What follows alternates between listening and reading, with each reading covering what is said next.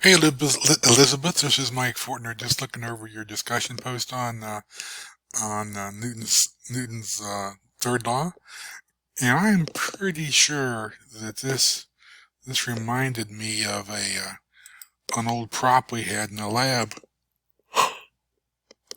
that I think was called Newton's cradle.